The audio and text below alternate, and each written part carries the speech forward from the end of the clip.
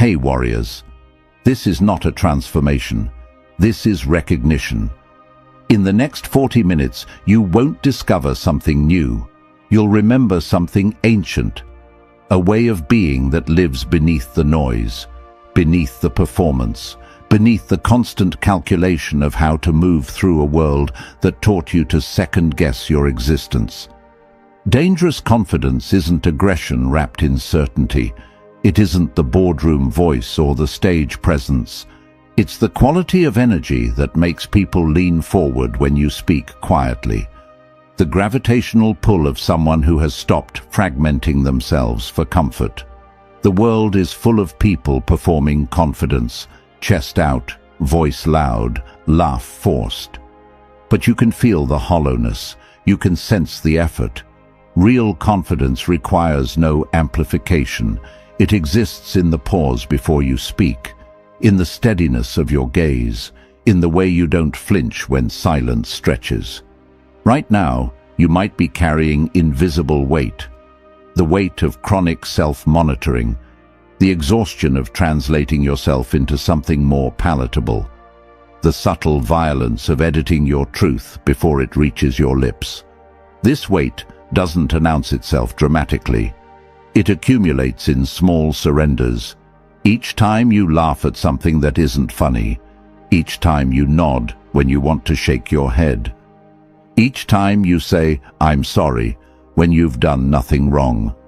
The cost is not always visible, but it's always felt. You feel it in how long it takes you to speak in meetings, in how you rehearse simple conversations, in how you need 3 days to recover from one difficult interaction. This video is not here to add strategies to your collection. You don't need another framework, another system, another set of rules to follow. What you need is subtraction, the removal of what was never supposed to be there, the fears that were planted, the doubts that were inherited, the performance that replaced presence. Philosopher Martin Heidegger spoke of thrownness, the idea that we're thrown into a world with pre-existing meanings, expectations, and scripts we never chose. Confidence is the work of examining what you were thrown into and deciding what to keep.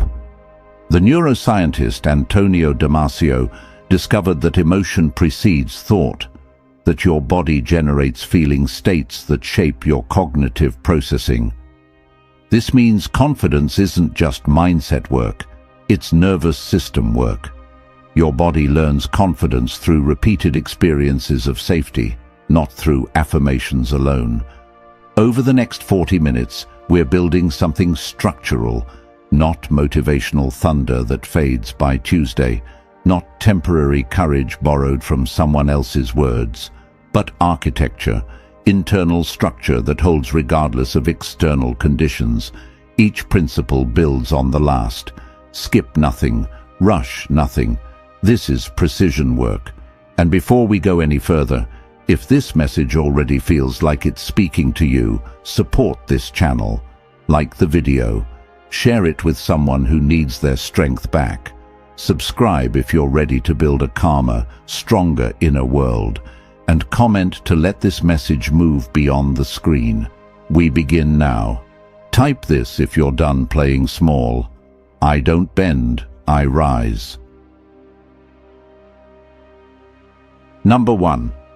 Stop performing certainty you don't feel. The confidence crisis of our time isn't that people lack confidence, it's that they're pretending to have it while suffocating underneath. You've seen it. The too loud laugh, the aggressive certainty that feels brittle.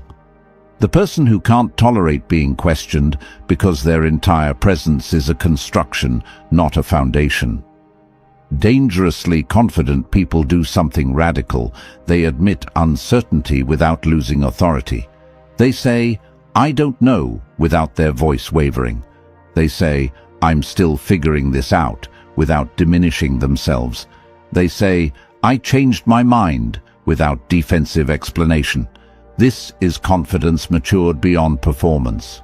Most people were taught that confidence means never showing doubt, never revealing process, never letting anyone see the scaffolding behind the finished building. So they construct elaborate facades. They speak in absolutes. They hide confusion. They fake fluency in topics they barely understand. And the cost is enormous. When you perform certainty you don't feel, you split yourself. There's the you that speaks, and the you that watches yourself speak while panicking internally.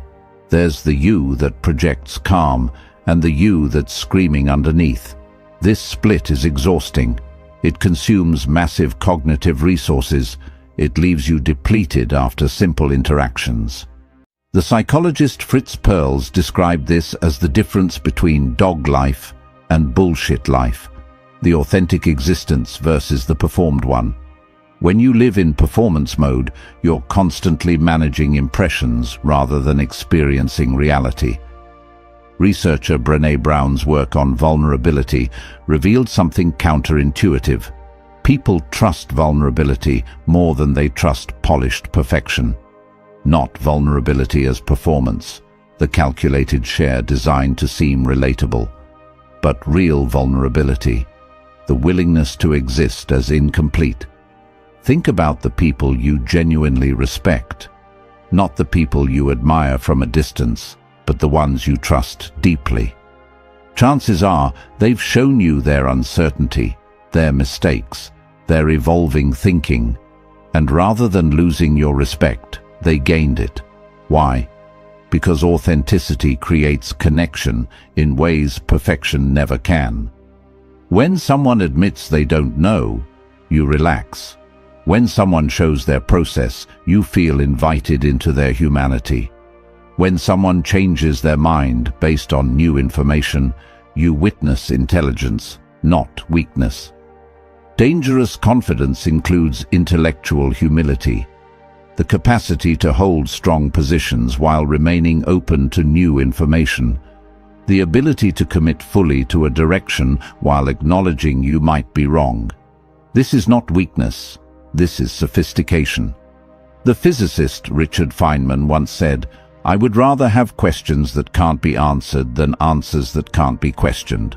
This is the mindset of dangerous confidence, curious, open, undefended. Consider how exhausting it is to maintain certainty about everything, to never admit confusion, to always have an answer, to defend every position as if your identity depends on it. This rigidity isn't strength. It's fragility disguised as conviction. Real confidence has flexibility. It bends without breaking. It absorbs new information without collapsing. It allows for error without catastrophizing. Practice this shift. When you don't know something, instead of bluffing or deflecting, say, "I don't have enough information on that yet. Let me think about it and get back to you." Notice what happens. Most people respect this more than a rushed, uncertain answer delivered with false confidence. When you're uncertain, instead of choosing a side prematurely to appear decisive, say, "I'm weighing multiple factors here. Give me time to process." This demonstrates thoughtfulness, not weakness. When you make a mistake, instead of defending or minimizing, say, "I got that wrong. Here's what I'm doing differently." This shows accountability and growth orientation. When someone presents information that contradicts your view, instead of immediately counter-arguing, say, "That's interesting. I hadn't considered that angle. Let me sit with this." This displays openness and security. Notice what happens. At first, your ego will protest. It will tell you that admission equals weakness, that uncertainty equals incompetence, that changing your mind equals failure. Ignore it. That voice is trauma speaking. It's the internalized judgment of systems that valued appearance over accuracy. It's the echo of teachers who punished questions, of parents who demanded instant answers, of peers who mocked confusion. But the people worth having in your life respond differently to honest uncertainty than your fear predicts. They lean in. They appreciate the honesty. They trust you more, not less. Your confidence should be flexible, not fragile. It should accommodate growth, not resist it. It should prioritize accuracy over ego. When you stop performing certainty, something releases. You stop using so much energy to maintain the performance. That energy returns to you.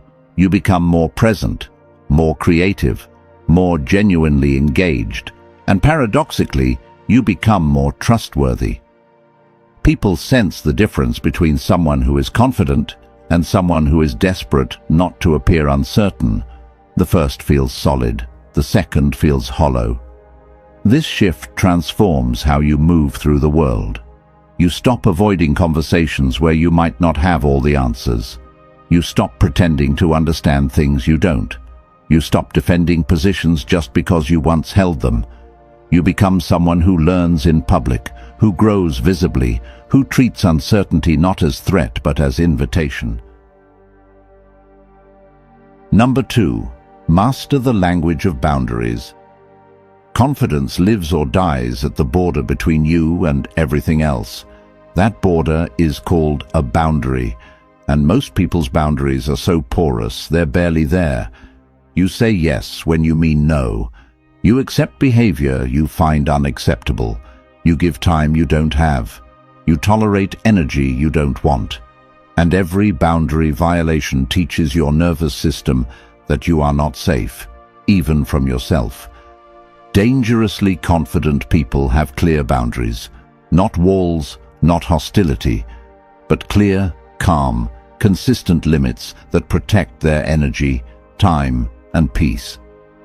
The therapist Nedra Glover-Tawwab writes extensively about how boundary issues aren't really about other people. They're about your relationship with yourself.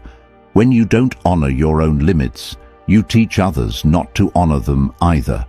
Boundaries are not mean. They're not selfish. They're not evidence of being closed off. Boundaries are structural integrity. Think of it this way. A house without walls isn't open. It's uninhabitable. You can't rest there. You can't be safe there. You can't exist fully there. Boundaries create the container in which you can actually be present. Most people struggle with boundaries because they confuse boundaries with rejection. They think saying no to someone is saying, "I don't care about you."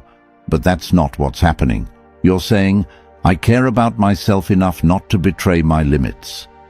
Here's what boundary mastery looks like in practice.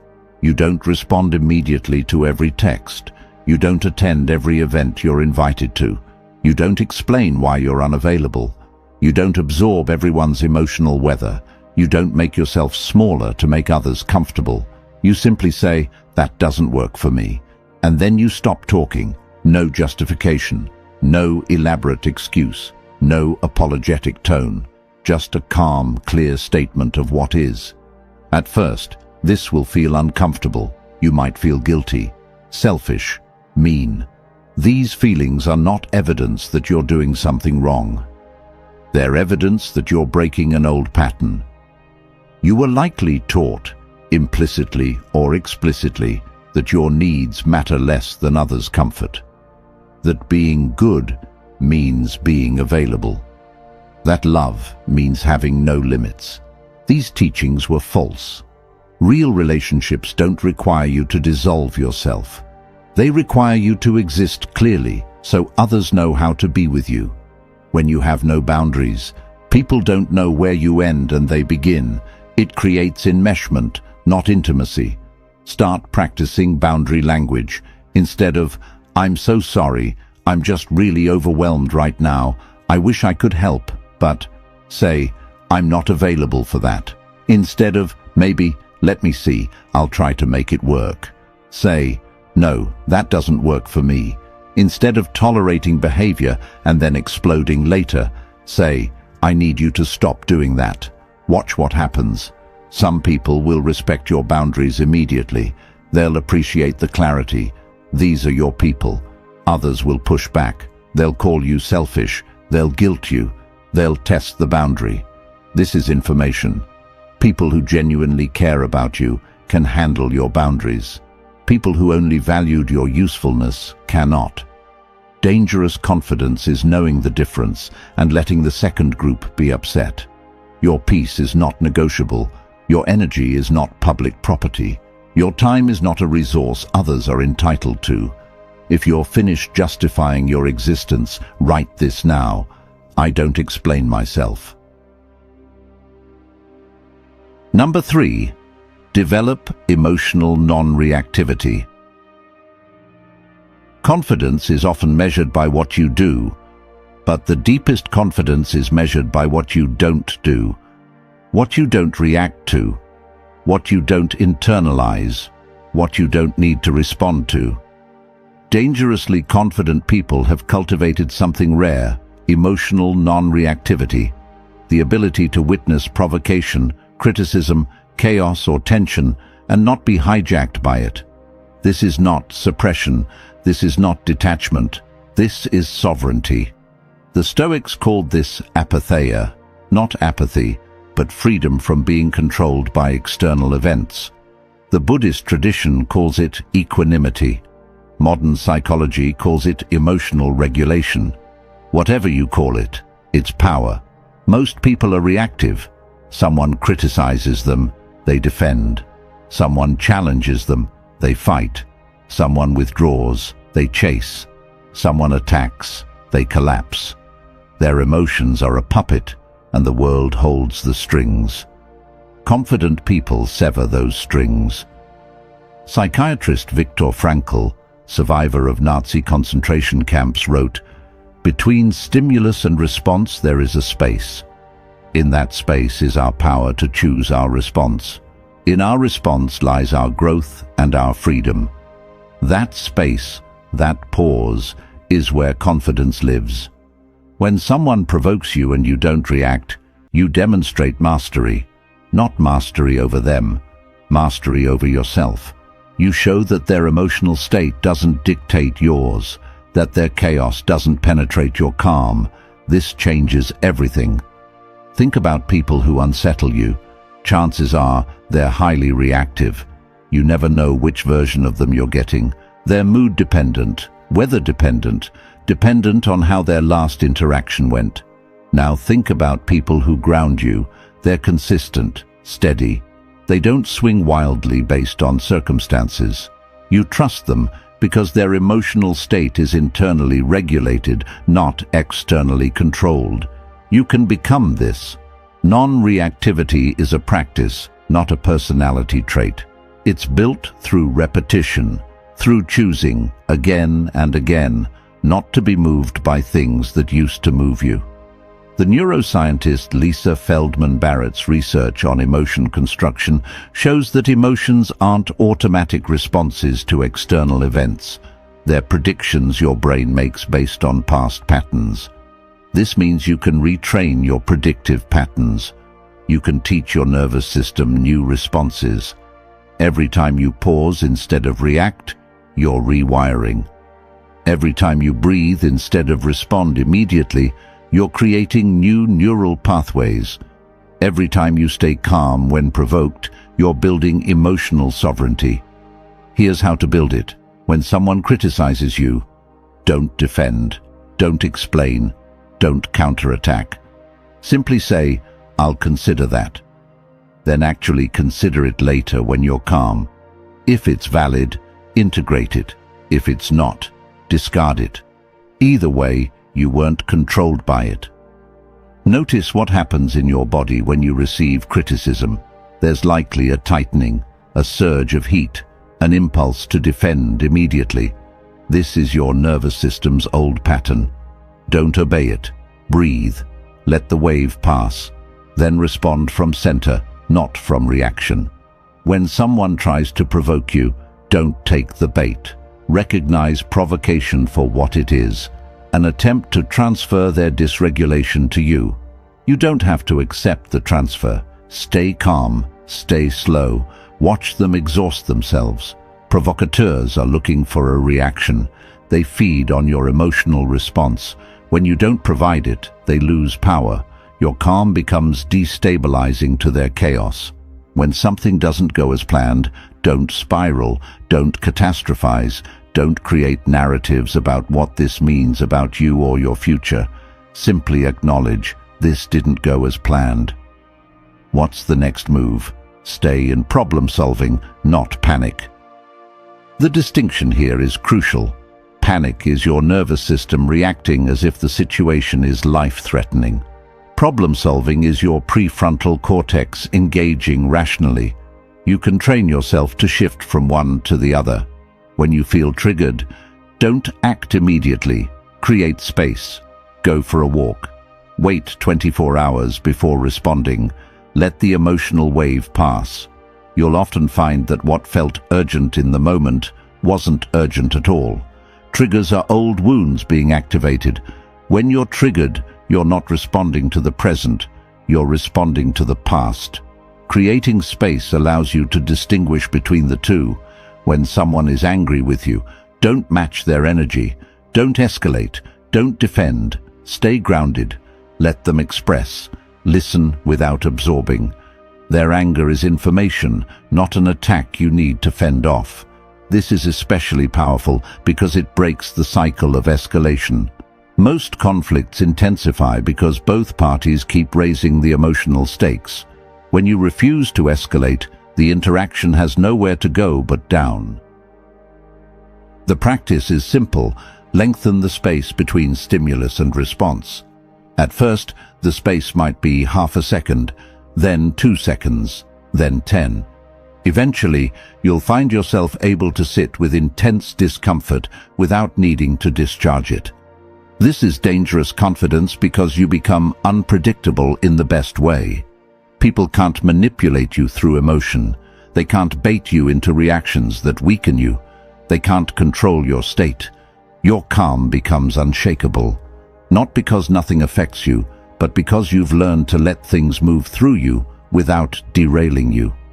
Consider the person in a meeting who doesn't flinch when challenged, who doesn't rush to defend their idea when questioned, who listens fully before responding. This person radiates authority, not through aggression, but through stability. Or the person in a conflict who doesn't raise their voice, who doesn't match the other's intensity, who stays present and calm while chaos swirls around them. This person becomes the center of gravity in the room. This is what emotional non-reactivity creates. You become the still point around which everything else revolves.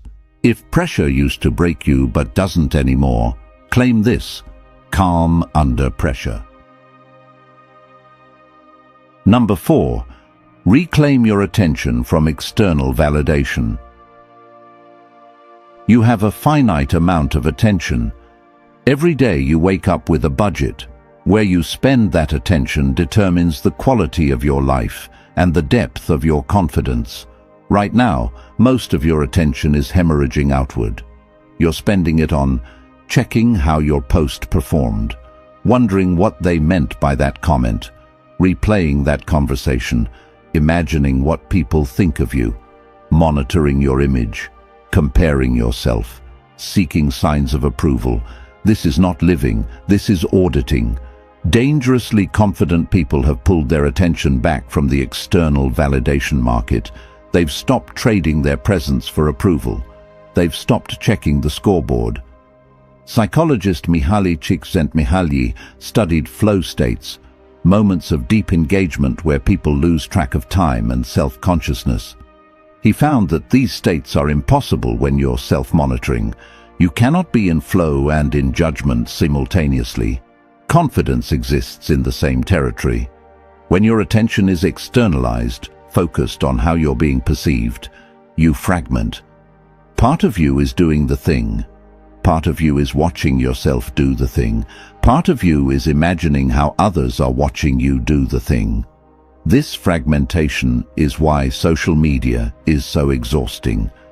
You're not just living, you're curating, documenting, performing, checking. The result is a life that feels like a dress rehearsal, never the actual show. The shift begins when you ask a different question. Instead of, "What will they think?" ask, "What do I actually want here?"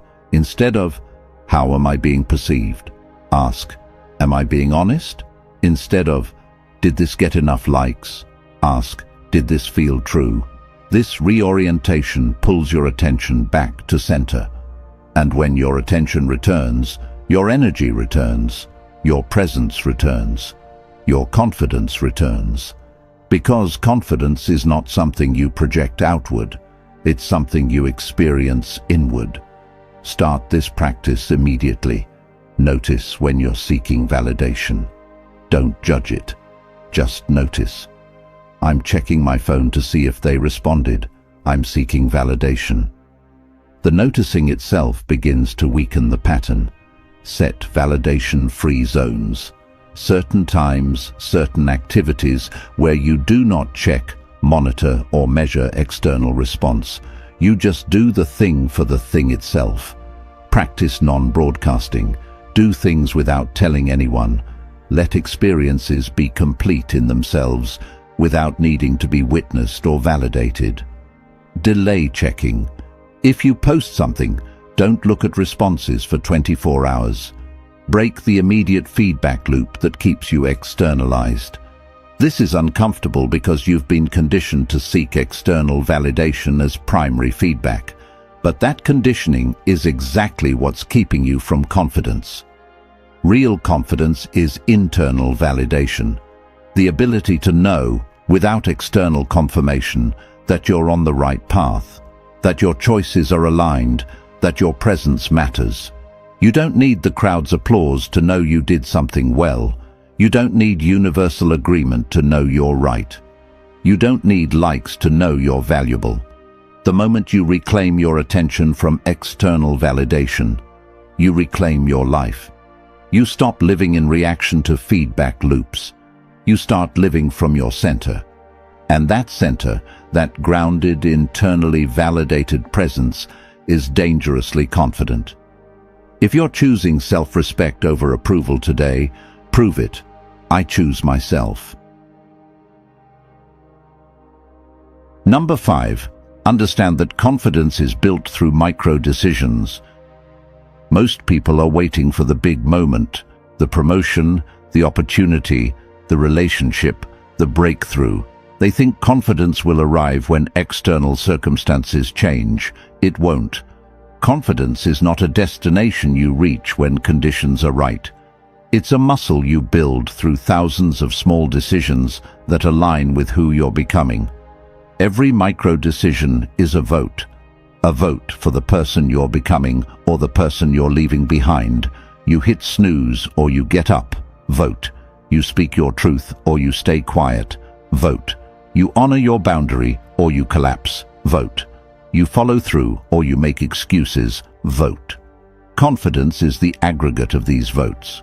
Behavioral scientist B.J. Fogg's research on habit formation shows that tiny behaviors, when consistent, create identity-level change more effectively than dramatic overhauls. Not because tiny behaviors are inherently powerful, but because they're sustainable. You can't maintain heroic effort, but you can maintain micro-integrity. Think about confidence as trust. Trust between your present self and your future self. Every time you do what you said you'd do, trust increases. Every time you betray that commitment, trust erodes. This happens invisibly. No one sees these micro-betrayals. No one knows you said you'd work on that project and scrolled instead. No one knows you promised yourself you'd speak up and stayed silent. But you know, and your nervous system knows. Each betrayal registers as, I can't trust myself. Each integrity register as, I am reliable. Dangerously confident people are built on micro-integrity. They make small promises and keep them, not for performance, not for others, for themselves. Here's how to build this. Make promises you can keep. Don't commit to running a marathon if you don't run. Commit to putting on running shoes 3 times this week. Lower the threshold. Raise the consistency. Track completion, not perfection. Did you do what you said you'd do? That's the only metric. It doesn't need to be done well. It needs to be done. Celebrate micro wins. Your brain needs evidence that following through matters. When you keep a small promise, acknowledge it. I said I'd write for 10 minutes. I did. That's integrity. Address micro betrayals immediately. When you don't follow through, don't spiral into shame. Just reset. I didn't do what I said. What's the smallest version of this I can do right now? Then do it. Over time, something shifts. You stop doubting whether you'll show up. You develop a quiet certainty, not because life got easier, but because you became more reliable to yourself. This is confidence, not the confidence of someone who never fails, but the confidence of someone who knows they'll show up regardless. People can feel this quality. They sense that you're not someone who talks about things. You're someone who does things, even small things, consistently. That consistency becomes your signature, and when big opportunities arise, when the moment comes that requires confidence, you don't question whether you have it. You know you do, because you've been building it in private through thousands of small moments no one else saw. Confidence is not found, it's forged. In the daily, unglamorous, unsexy micro-decisions that no one applauds. If you're done begging to be liked, stamp this in the comments. I don't need approval. Number 6. Stop defending your reality. One of the most exhausting confidence leaks is the constant need to defend your reality, your choices, your boundaries, your perspective, your experience. When someone questions you, you immediately mount a defense. You gather evidence, you build arguments, you try to make them see what you see. This is not confidence. This is seeking permission to exist as you are. Dangerously confident people have stopped defending their reality, not because they don't care what others think, but because they understand something fundamental. Your reality doesn't require consensus. Think about how much energy you spend trying to justify your experience. Someone says you're overreacting, you explain why you're not. Someone says you're making a mistake, you defend your logic. Someone questions your choice, you build a case. Each defense is an implicit admission. I need you to agree with me for this to be valid. But you don't. The philosopher Ludwig Wittgenstein explored how language creates reality, how the words we use shape what's possible to think. When you constantly defend your reality, you're negotiating its existence. You're suggesting it's optional, dependent on others' acceptance. Confident people state their reality and let it stand. They don't need everyone to understand. They don't need universal validation. They know that their experience is their authority. This doesn't mean being rigid or unteachable. It means being self-authored.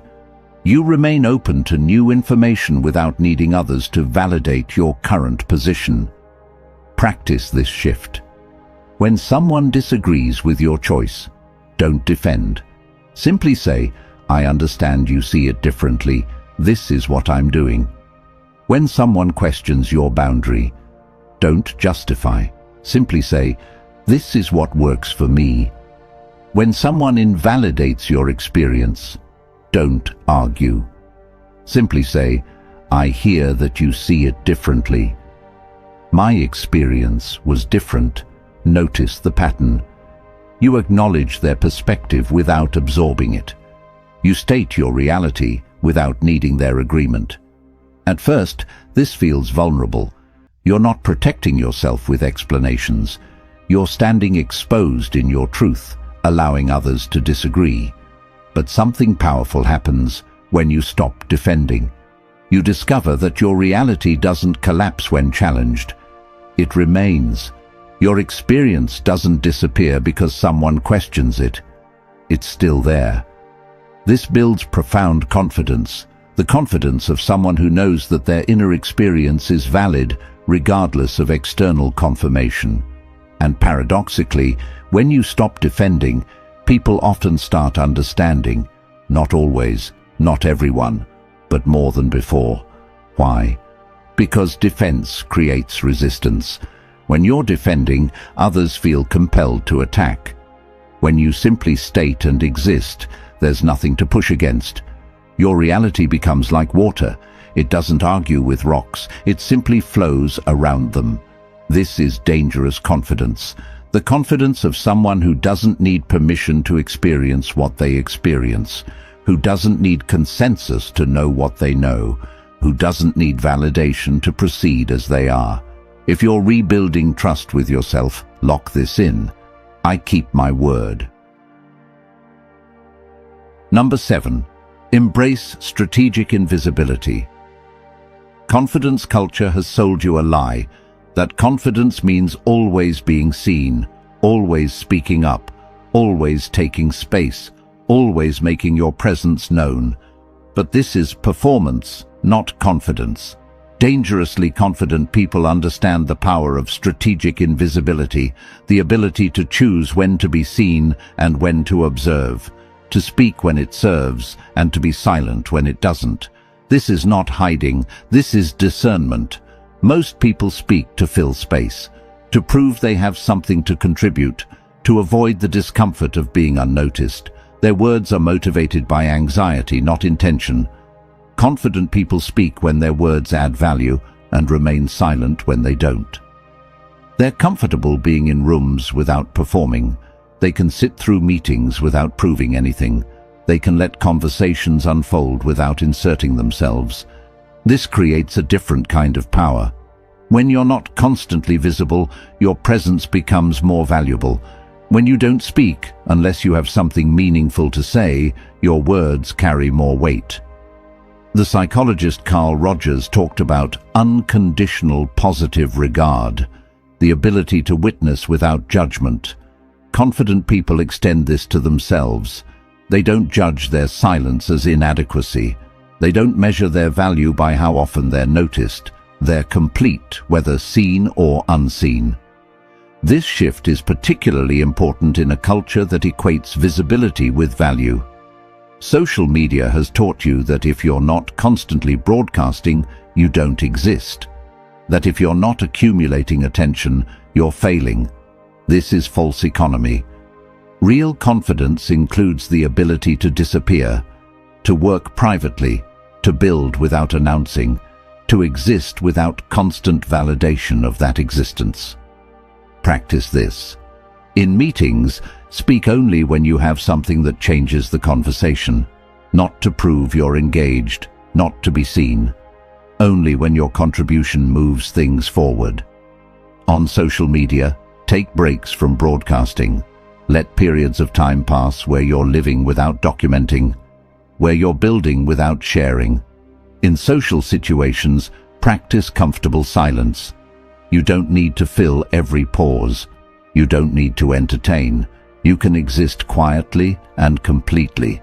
Work on projects without announcing them. Build things that might never be seen. Create value that doesn't require an audience. What happens when you embrace strategic invisibility? You stop living in performance mode. You stop measuring yourself by attention metrics. You start drawing value from internal sources, your own satisfaction, your own standards, your own sense of purpose. And when you do choose to be visible, it's intentional, it's purposeful, it's from overflow, not depletion. People notice this quality. They sense that you're not trying to be seen, that your presence isn't needy, that you're complete whether they notice you or not. This is dangerous confidence, the confidence of someone who doesn't require an audience to know they matter. Dangerous confidence is not constructed, it's excavated. Everything we've explored, stopping the performance of certainty, mastering boundaries, developing emotional non-reactivity, reclaiming attention from validation, building confidence through micro-decisions, refusing to defend your reality, embracing strategic invisibility. These aren't additions to who you are, they're removals. Removal of performance, removal of people-pleasing, removal of chronic self-monitoring, removal of validation-seeking, removal of defense mechanisms, removal of unnecessary explanation, removal of reactive patterns. What remains when these are removed is who you've always been beneath the conditioning: calm, clear, grounded, sovereign, complete. This work is not fast. Cultural conditioning doesn't unravel in 40 minutes. The patterns you've carried for years, the automatic flinch, the instant explanation, the need for approval, these don't dissolve immediately. But awareness begins here. Choice begins here. The first step of return begins here. You're not becoming dangerously confident. You're remembering it. The confidence of the child who hadn't learned to shrink yet. The confidence of the person who hadn't started negotiating their worth yet. The confidence of the human who existed before the world taught them to be small. That version of you is not gone. It's buried. And every principle in this video is an excavation tool. Each time you stop explaining yourself, excavation. Each time you hold a boundary without apologizing, excavation. Each time you stay calm when provoked, excavation. Each time you choose self-respect over approval, excavation. Each time you keep a promise to yourself, excavation. Each time you let your reality stand without consensus, excavation. Each time you exist without needing to be seen, excavation. Layer by layer, you're uncovering what was always there. The philosopher Michelangelo described his sculpture process this way: the sculpture is already complete within the marble block before I start my work. It is already there. I just have to chisel away the superfluous material. This is what you're doing. The confident you is already complete. You're just chiseling away the superfluous material, the fear, the performance, the chronic self-betrayal. Now here's what matters most. What happens after this video ends? Because insight without action is just entertainment. Understanding without practice is just information. Awareness without change is just knowing you're stuck. The difference between someone who watches this and forgets it by tomorrow and someone who transforms is simple: repetition. Confidence is not a moment of clarity. It's 1,000 small moments where you choose differently. One moment where you don't explain. One moment where you enforce your boundary. One moment where you don't react. One moment where you don't seek validation. One moment where you keep your word. One moment where you let misunderstanding exist. One moment where you stay present without performing. These moments accumulate, they build, they compound. And 6 months from now, you won't recognize the person you were today, not because you became someone else, but because you finally became yourself fully. The people in your life will notice. They won't necessarily understand what changed. They'll just sense something different, something solid, something they can't shake or manipulate or guilt. Some will appreciate it. They'll treat you with more respect. They'll match your energy. They'll show up differently. Others will resist it. They'll test your boundaries. They'll provoke you. They'll tell you you've changed, and they won't mean it positively. Both responses are information, not instruction. Let them respond however they respond. Your job is not to control their reaction. Your job is to remain grounded in your truth. This is the final layer of dangerous confidence, unwavering self-trust in the face of external turbulence. You know who you are. You know what you stand for. You know what you will and won't tolerate. You know what you need, and you honor all of it, regardless of who agrees. This is not arrogance. Arrogance needs to prove itself. Arrogance performs.